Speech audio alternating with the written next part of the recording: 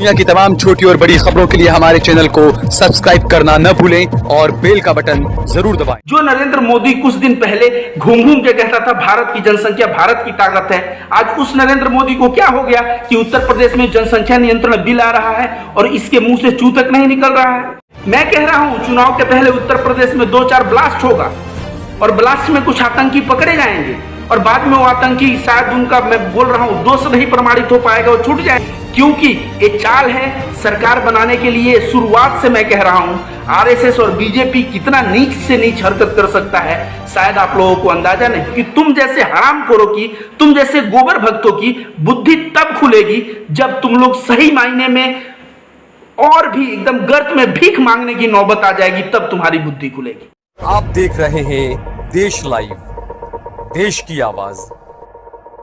Hello दोस्तों, नमस्ते। मेरा नाम रविकांत भारती है। दोस्तों, जनसंख्या नियंत्रण कानून आजकल बहुत ही एक चर्चा का विषय बना हुआ है, जिसे उत्तर प्रदेश में योगी आदित्यनाथ की सरकार जुलाई से लागू करने वाली है।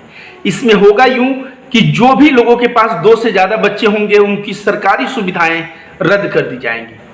तो आखिर ये जनसंख्या नियंत्रण कानून 2022 में चुनाव है और चुनाव के ठीक 10 महीने पहले ऐसा क्यों? कभी इस पे विचार किया है? देखिए, एक समय था कि लाल बहादुर शास्त्री आगे आगे चलते थे और जनता पीछे पीछे चलती थी, लेकिन आज ऐसा समय आ गया है कि जो अंधभक्त और गोबर भक्त जिस दिशा में चल देते हैं उस दिशा में योगी आदित्यनाथ और नरेंद्र मोदी दौड़ के उनके आगे आ जाते हैं और कहते हैं इनकी अगुवाई मैं कर रहा हूं। जी हां, ये अंधभक्त और गोबर भक्त पिछले 4 वर्षों से जनसंख्या नियंत्रण कानून की मांग फेसबुक पे, अन्य ग्रुपों पे ये लोग कर रहे थे। अब देखिए, उत्तर प्रदेश में इतने लोगों को मौत हो गई, वैक्सीन नहीं मिलने की वजह से मौत हुई है, गंगा में शव को बहाया गया है, जो है बहुत सारी समस्या, अस्पताल में बेड नहीं मिला है। इन सभी समस्या का कारण किसको माना जाता है? जनसंख्या को माना जाता है। जबकि मैं बताऊं कि भारत में हम लोगों को सवाल करना चाहिए कि हॉस्पिटल की सुविधा क्यों नहीं है। तो जहां सुविधाओं पे सवाल सरकार से खड़ा करना चाहिए वहां पे लोग अपने आप को ही गाली देते हैं। जनसंख्या को गाली देना मतलब क्या? हम भी इस जनसंख्या के हिस्से हैं और जनसंख्या कम होनी चाहिए मतलब हमें नहीं होना चाहिए। तो जनसंख्या को नियंत्रित करने की कोशिश करना और जनसंख्या को गाली देना अपने आप को गाली देना है। अब योगी आदित्यनाथ की सरकार देखिए क्यों ऐसा कर रही है। ये गोबर भक्त और इनका गोबर भक्तों का आका पुष्पेंद्र कुलश्रेष्ठ और यति नरसिंहानंद, ये सब ऐसे हैं जो कहते हैं कि भाइयों, मुसलमानों की जनसंख्या तेजी से बढ़ रही है, 2030 तक मुसलमान संख्या में ज्यादा हो जाएंगे तो प्रधानमंत्री मुसलमान बनेगा और जब प्रधानमंत्री मुसलमान बनेगा तो हिंदू इस देश में जी नहीं पाएगा। इसलिए लोग कहते हैं मुझे पेट्रोल के प्राइस पे आप वीडियो बनाइए। मैं कहता हूं वो मुद्दा ही नहीं है। मुद्दा क्या, पेट्रोल अगर 100 नहीं 200 रुपया लीटर मिले तो खरीदेंगे, 1 से 1,500 रुपया गैस मिले तो उसे खरीदेंगे, क्योंकि इनके दिमाग में जो भय दिया जा रहा है वो भय दिया जा रहा है कि मुसलमान संख्या में ज्यादा हो गए तो सरकार में वो आएंगे और सरकार में वो आएंगे तो तुम्हारे बाल बच्चे नहीं जी पाएंगे। तो भले ही योगी गवर्नमेंट और मोदी गवर्नमेंट पेट्रोल की कीमत कितनी भी ज्यादा कर दे, कितना भी तुमको लतियाए, कितना भी गोबर भक्ति करके तुम बेकार रहो, भूख मरो, ये सारी चीजें जो है करेगी, तो इसे तुम बर्दाश्त करो। और किस लिए बर्दाश्त करो? तुम्हारे दिमाग में जो भय दिया गया है कि तुम्हारे नाती पोते और बेटे जी नहीं पाएंगे अगर मुसलमान संख्या में होंगे, इसकी वजह से। तो ये गोबर भक्तों की प्रजाति ऐसी है कि स्टार्टिंग से ही आप देखेंगे तो कभी ये राम मंदिर का डिमांड करते हैं, इनकी डिमांड ही ओछी होती है। कभी ये राम मंदिर का डिमांड करेंगे तो कभी जनसंख्या नियंत्रण कानून पे डिमांड करेंगे और नतीजा क्या होगा? नतीजा होगा कि राम मंदिर तो हुआ लेकिन अस्पताल में बेड नहीं मिला। जब इनके मम्मी और पापा मर रहे थे तब ये लोग रोग गिड़गिड़ा रहे थे। तो मांगोगे मंदिर, तुम्हें अस्पताल में जगह कहां से मिलेगा? पेट्रोल की कीमत 100 क्या 150 होगी और रसोई गैस की कीमत 800 क्या 1000 और 1500 होगी और तुम गोबर भक्त तब पर भी बीजेपी की तारीफ करोगे। क्यों? क्योंकि तुम एक नफरती प्रजाति के हो। जिस समय नोटबंदी के समय तुम लोग कह रहे थे कि पूंजीपति गरीब हो जाएंगे और गरीब अमीर हो जाएगा, तुम्हारे एरिया का कितना पूंजीपति अमीर हुआ? मैं जानता हूं कि ऐसे गुजरात और सूरत मुंबई में काम करने वाले तमाम मजदूर नोटबंदी के बाद उनकी सैलरी मिलनी बंद हो गई, 2-2 महीना बाद सैलरी मिलता था, वे लोग रोते रोते अपने घर भागे और वे लोग भूखे भी रहे। तो नोटबंदी जो तुम लोग कह रहे थे कि हमारे एरिया का एमपी एमएलए और ये बड़े बड़े नेता जो करप्शन करके बैठे हैं, ये अदानी अंबानी और ये पूंजीपतियों की पैसा कम हो जाएगा, तुम मुझे बता दो तुम्हारे एरिया का कौन सा अमीर आदमी नोटबंदी में गरीब हुआ? तो जो पूंजीपति से, जो तुम उस वक्त जो पैसा वाले लोग हैं उनसे तुम नफरत कर रहे थे और नतीजा क्या हुआ कि भिखारी बने तुम। ठीक उसी तरह से अभी तुम जनसंख्या में मुसलमान बढ़ रहे हैं और इस मुसलमानों का भय जो यति नरसिंहानंद और पुष्पेंद्र कुलश्रेष्ठ दिखा रहे हैं, इस भय में आके तुम बीजेपी को वोट करोगे और परिणाम स्वरूप तुम बेरोजगार रहोगे, तुम भूखे रहोगे, तो तुम डिप्रेशन में रहोगे। तो तुम तो वही चाहते हो, तुम गोबर भक्तों वही चाहते हो और इसीलिए ऐसा हो रहा है आज की डेट में। मैं बता दूं, जनसंख्या में कोई ज्यादा रहे कोई कम रहे, सर उठा के सब लोग जी पाएंगे। क्यों? क्योंकि यह जंगल राज नहीं है, यह देश संविधान पे चलता है। और बाबा साहब का संविधान क्या कहता है? संविधान कहता है कि जो हत्यारा हो, जो कातिल हो, जो भ्रष्टाचारी हो, उसको सजा हो। तो न्याय व्यवस्था में न्याय त्वरित और शुद्ध हमें डिमांड करना चाहिए, ताकि जो अपराधी वर्ग के लोग हैं, भ्रष्टाचारी हैं, इन लोगों को समय पे दंड मिल सके, सजा मिल सके। तो तुम लोग इसको जंगल बना ले रहे हो कि अगर हाथी की संख्या ज्यादा हो जाएगी तो हाथी झुंड में आके शेरों को मार देगा और शेरों की ज्यादा संख्या हो जाएगी तो हाथी को मार देगा। ये जंगल बना लिए हो क्या? मैं कहता हूं अगर लॉ एंड ऑर्डर एकदम पक्का रहे तो लाख मुसलमान के बीच एक हिंदू सुरक्षित रहेगा और लाख हिंदुओं के बीच एक मुसलमान सुरक्षित रहेगा। क्योंकि जो भी कत्लेआम होगी उस कत्लेआम का परिणाम क्या होगा? उम्र कैद और फांसी। ऐसे में कोई भी इस देश में उम्र कैद और फांसी पे चढ़ना नहीं चाहता। तो न्याय व्यवस्था जहां होता है वहां जंगल राज नहीं होता। इन अंधभक्त और गोबर भक्तों को कौन समझाए? मैं बताता हूं, तुम लोग कहते हो मुसलमान जनसंख्या बढ़ाते हैं, अपने एरिया में जाओ और मुसलमानों के यहां काउंट करो। आज की डेट में महंगाई इतनी है कि लोग महंगाई से परेशान हैं, वैसे ही बच्चे कम पैदा कर रहे हैं। और याद रखना, जनसंख्या कम करना है तो शिक्षित और समृद्धि, जो देश शिक्षित और समृद्ध होता है वहां पे देखेंगे, छोड़िए देश, आप देखेंगे जो राज्य भी भारत में देख लीजिए शिक्षित है, जहां समृद्धि है वहां जनसंख्या कम होता है। पढ़े लिखे लोग और समृद्धि है तो 1 से 2 बच्चा पैदा करते हैं, उससे ज्यादा पैदा नहीं करते। तो इनको शिक्षा देने की कोशिश करनी चाहिए। अब आपको एक चीज और बता दें, सुप्रीम कोर्ट में कोई अगर पिटीशन डाले तो ये जनसंख्या का जो कानून है ना, ये तुरंत खारिज कर दिया जाएगा। लेकिन खारिज तो कर दिया जाएगा, लेकिन 1 वर्ष बाद तब तक चुनाव बीत जाएगा और चुनाव में ये लोग फायदा उठा लेंगे। क्योंकि भारत के संविधान के अनुसार आप बच्चे कम पैदा करो, इस बात का प्रचार कर सकते हो, लेकिन नागरिकों को तुम किसी भी तरह से कि तुम्हारा वोटिंग राइट्स नहीं होगा या सरकारी नौकरी नहीं मिलेगा, इस तरह की बातें ये एंटी कॉन्स्टिट्यूशनल है। तो इन गोबर भक्तों को मैं बता दूं कि ये कानून भी रद्द होने वाला है। सुप्रीम कोर्ट में कोई भी पीआईएल दाखिल होगा, उसके बाद आप देखिएगा रिजल्ट आपके सामने आएगा। तो जनसंख्या बढ़ा कैसे? पहले नंबर बात ये आता है कि मुसलमान जनसंख्या बढ़ाते हैं तो हिंदुओं में क्यों बढ़ा? अगर आप हिंदुओं के किसी भी उत्तर प्रदेश, बिहार या मध्य प्रदेश के किसी भी गांव में चले जाएं तो आप पाएंगे कि ये लोग बेटे का इंतजार करते हैं। 3 बेटी होती है, 4 बेटी होती है, 5 बेटी होती है, उसके बाद भी एक बेटे का वेट करते हैं। क्यों? क्योंकि महाभारत में और तमाम पौराणिक कथाओं में लिखा है कि पुत्र से ही वंश चलता है। बेटियां तो ब्याह के अपने घर चली जाएंगी, तो लोग अपना वंश चलाने के चक्कर में पुत्र को जन्म वेट करते हैं। दूसरा, पिता और मां मरेगी तो पुत्र जब मुख में अग्नि देगा तभी स्वर्ग नसीब होगा, तो इसके लिए भी पुत्र का इंतजार किया जाता है। और पुत्र का इंतजार करते करते जनसंख्या में मैं बता रहा हूं ना, 3-3, 4-4 बेटियों के बाद बेटा पैदा होता है। ऐसा आप किसी भी गांव में घूम लें, और अगर गांव के होंगे तो आप अपने गांव में ही ऐसा देखे होंगे। इसके बाद जनसंख्या जहां बढ़ाने की बात है दोस्तों, ऐसा समझिए कि बहुत लोगों का एक बेटा पैदा हुआ तो लोग सोचते हैं कोई महामारी आ गया, कोई बीमारी हो गया, एक्सीडेंट हो गया, तो मेरा जो बुढ़ापे में मेरा जो देख रेख करने वाला होगा मेरा बेटा होगा, क्योंकि बेटियां तो ब्याह के घर चली जाएंगी। तो बेटा होगा तो बेटा का कहीं एक्सीडेंट हो गया या आकस्मिक कोई मौत हो गई तो उसका ऑप्शन क्या है? तो उसके लिए वे लोग फिर दूसरा बेटा वेट करते हैं, और उस चक्कर में भी आप देखेंगे 2-3 बीच में बेटियां हो जाती हैं। अब अगर कोई कहे कि मैं बेटा और बेटी की बात कर रहा हूं, यहां पे वुमेन एम्पावरमेंट की बात क्यों की जाती है पता है? आज भी देखा जाए तो सामाजिक ढांचा जो है भारत का, यह पुरुष प्रधान देश है।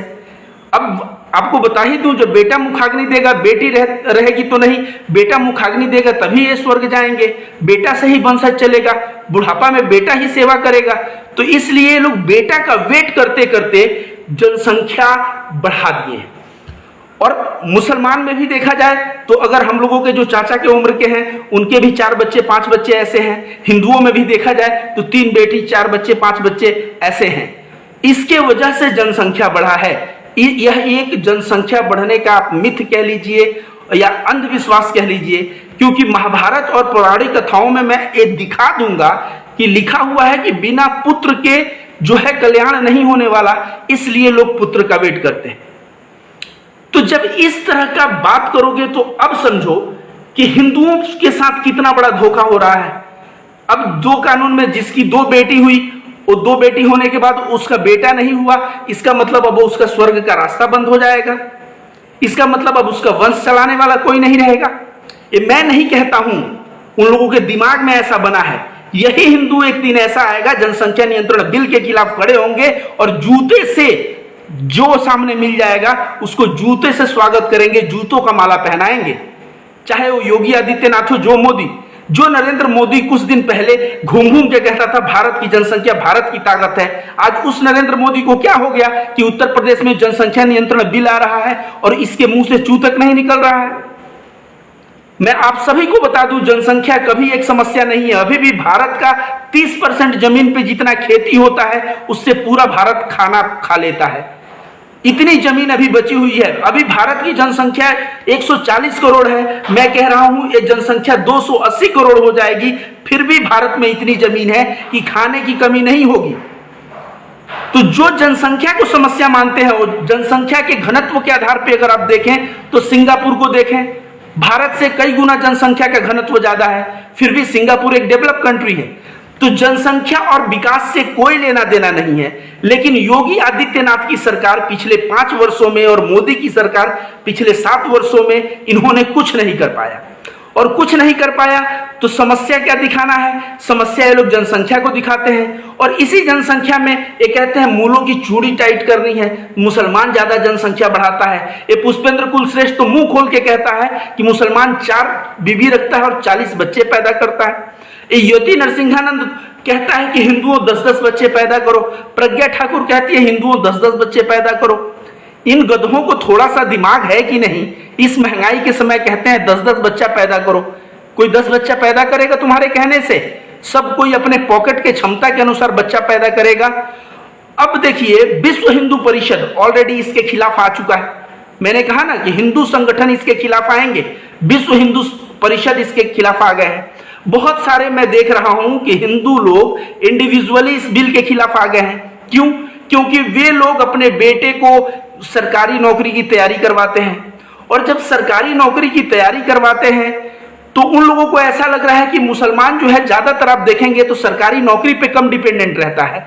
वो छोटा और बड़ा काम को काम समझता है। बड़े से बड़े बिजनेसमैन अगर आप देखें, अच्छे से अच्छे एक्सपोर्टर, अच्छे से अच्छे व्यवसायी भी मुसलमान हैं। हिंदुओं में भी व्यवसायी हैं, मुसलमानों में लेकिन देखेंगे कि आप फल बेच लेते हैं, वे लोग छोटा मोटा काम भी कर लेते हैं। लेकिन जो हिंदू ये सोच रहा है कि सरकारी नौकरी ही मेरा सहारा है, तो सरकारी नौकरी मेरा सहारा है, 2 बच्चे के बाद तो सरकारी नौकरी का चांस गया, तो ये हिंदू ही आवाज उठाएगा और ऑलरेडी आवाज उठना शुरू हो गया है। तो मैं यही कह दूं कि ये जनसंख्या नियंत्रण कानून जो आ रहा है, ये कानून योगी आदित्यनाथ और मोदी का वैसा ही दुर्दशा करेगा जैसे नोटबंदी ने किया। अब नोटबंदी का जैसे लोगों को बाद में समझ में आ गया कि नोटबंदी का क्या दुष्परिणाम हुआ, वैसे ही इस जनसंख्या नियंत्रण कानून पे भी समझ में आ जाएगा। अभी भारत को शिक्षित करने की जरूरत है। शिक्षा व्यवस्था की क्या तैयारी है? आप जाके देखिए प्राइमरी स्कूल में क्या हाल है। क्या सरकारी टीचर एक बिरले ही होंगे जिनका आत्मा जगा हुआ है, वो पढ़ा रहे हैं? जब तुम शिक्षा दोगे नहीं, जब तुम लोगों को बेरोजगार रखोगे, गरीब रखोगे, तो मैं बता रहा हूं आप लोगों को, शिक्षा और समृद्धि का जनसंख्या बढ़ने से सीधा लेना देना है दोस्तों। तो सरकार उसका काम नहीं करेगी। ये सरकार विकास की दिशा में कार्य नहीं करेगी। इस सरकार को बस एक ही दिमाग में बैठा है कि हिंदू मुसलमान, इसी हिंदू मुसलमान को करके इनको सत्ता में आ जाना है। कभी कोई कहता है 10 बच्चा पैदा करो, तो ये मोहन भागवत कहता है मुसलमान हमारे भाई हैं। ये बीजेपी और आरएसएस वालों की चाल है। ये लोग, कोई कहेगा मुसलमान मेरे भाई हैं, तो कोई मुसलमानों की लिंचिंग करेगा, तो कोई कहेंगे सुअर की तरह बच्चे पैदा करते हैं। और बीजेपी का ये सारा टीम करते करते लोगों को कंफ्यूज करके ठीक चुनाव में वोट लेके अपनी सरकार बना लेता है। तो मैं आप सभी लोगों से कहूंगा कि योगी आदित्यनाथ और नरेंद्र मोदी, इन दोनों के पास कोई ऑप्शन नहीं बचा है। और इसके वजह से ये लोग एक ही रट लगा चुके हैं, जनसंख्या नियंत्रण कानून, जनसंख्या नियंत्रण कानून। आप सभी को बता दें कि चाइना में आप देखें तो भारत से ज्यादा जनसंख्या है। तो क्या चाइना गरीब है? जनसंख्या के घनत्व के हिसाब से मैं बोल रहा हूं कि बहुत सारे देश, और ऐसा भी मैं बता दूं कि केनिया और तमाम कई ऐसे देश हैं जहां पे देखा जाए तो जनसंख्या बहुत कम है, लेकिन वे लोग महागरीब हैं। यार, आदमी से ही संपत्ति होता है। अब तुम कहोगे कि जो एक बच्चा पैदा करेगा उसको इंसेंटिव देंगे, तो जो कुंवारा रह जाएगा। बहुत लोग तो ऐसा कह रहे हैं कि योगी आदित्यनाथ ने बच्चा पैदा नहीं किया, ये रड़वे रह गए, और मोदी को कह रहा है कि बीवी छोड़ के भाग गए। तो ये लोग बच्चा पैदा करने में असमर्थ हैं, इसलिए ऐसा कानून ला रहे हैं। अगर पूरे देश को रड़वा कर दो, तो अगर पूरे देश में कोई शादी ही ना करे तो कोई बच्चा नहीं होगा, तो फिर सब लोग मर जाएंगे, तो फिर देश भी मर जाएगा ना। क्योंकि देश में जनसंख्या ही देश होता है, और जितना ज्यादा जनसंख्या उतनी बड़ी संपत्ति, क्योंकि जनसंख्या का प्रत्येक व्यक्ति धन निर्माण करने का कार्य करता है। और यह बात अर्थशास्त्री अच्छे से समझते हैं। एक गोबर भक्तों को समझ में नहीं आएगा। एक गोबर भक्त केवल हिंदू मुसलमान के चक्कर में ऐसा कर रहे हैं, तो उसका परिणाम भी ये भुगत रहे हैं।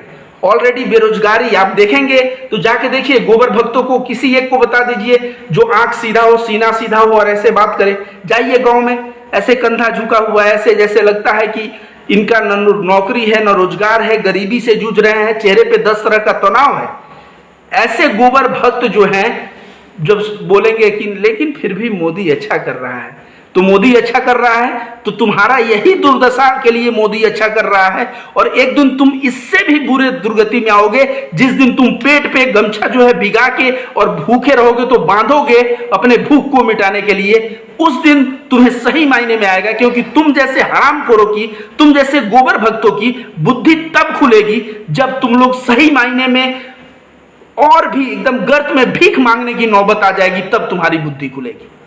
दोस्तों, आप सभी को बता दूं कि जनसंख्या नियंत्रण कानून कुछ नहीं है, बस एक जुमला है। यही कांग्रेस सरकार रहता तो पेट्रोल का दाम बढ़ा, डीजल का दाम बढ़ा, मुद्दा ये होता। लेकिन आज बीजेपी हिंदू मुस्लिम करके मुद्दा क्या किया है? जनसंख्या नियंत्रण करेंगे तो मुसलमानों की चूड़ियां टाइट होंगी। उसके बाद क्या करके रखा है कि धर्मांतरण रोको, तो फलाना रोको, तो ठिकाना रोको। अभी क्या है कि आतंकवादी पकड़े गए हैं। मैं कह रहा हूं चुनाव के पहले उत्तर प्रदेश में 2-4 ब्लास्ट होगा, और ब्लास्ट में कुछ आतंकी पकड़े जाएंगे, और बाद में वो आतंकी शायद उनका, मैं बोल रहा हूं, दोष नहीं प्रमाणित हो पाएगा, वो छूट जाएंगे। क्योंकि ये चाल है सरकार बनाने के लिए। शुरुआत से मैं कह रहा हूं आरएसएस और बीजेपी कितना नीच से नीच हरकत कर सकता है, शायद आप लोगों को अंदाजा नहीं। ये वही आरएसएस है जो नाथूराम गोडसे ने हत्या किया था ना महात्मा गांधी का, तो कह दिया था कि नाथूराम गोडसे आरएसएस का अंग नहीं था। लेकिन नाथूराम गोडसे का बड़ा भाई चिल्ला चिल्ला के कह रहा था कि आरएसएस में हम सभी भाई मेंबर थे।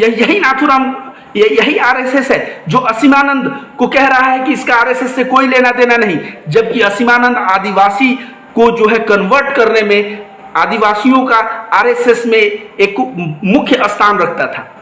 तो ये सभी के सभी इनका दोहरा चरित्र है। ये जो है लोगों का अटेंशन हिंदू मुस्लिम, आप देखेंगे हिंदू मुस्लिम करते रहेंगे, और हिंदू मुस्लिम करके देश को तोड़ने का ये लोग प्रयास कर रहे हैं। और देश को तोड़ने के प्रयास से देश कभी आगे नहीं बढ़ता। मैं आप सभी को बता दूं कि मैं जो आज अनाउंसमेंट कर रहा हूं कि जनसंख्या नियंत्रण कानून जैसे लागू होगा, आप वैसे तो सुप्रीम कोर्ट खारिज कर देगा, ऐसे लागू रहेगा तो आप देखिएगा इतना हिंदू विरोध में उतर जाएंगे कि जितने मुसलमान विरोध में नहीं रहेंगे।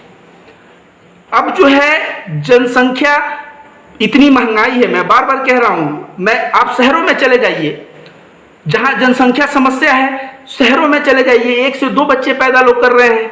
क्यों 1 से 2 बच्चे पैदा कर रहे हैं? क्योंकि अपने जेब के अनुसार उनको चलना है। 10 बच्चे पैदा कर लेंगे तो किसको कौन से स्कूल में पढ़ाएंगे और क्या करेंगे?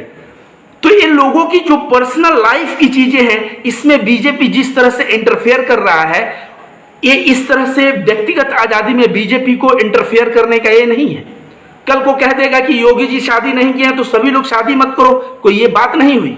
मैं पर्सनल नहीं जा रहा हूं, मैं कह रहा हूं योगी आदित्यनाथ की आज की डेट में अगर 5 बच्चे होते और मोदी के भी 5 बच्चे होते, फिर भी जनसंख्या नियंत्रण कानून आता।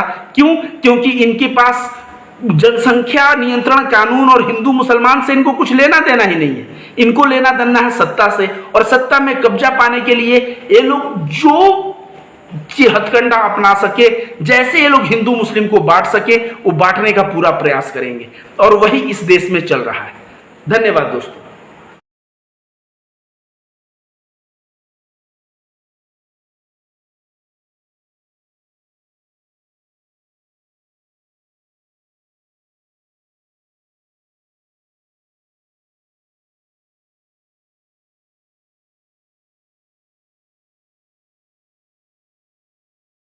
आप देख रहे हैं देश लाइव, देश की आवाज।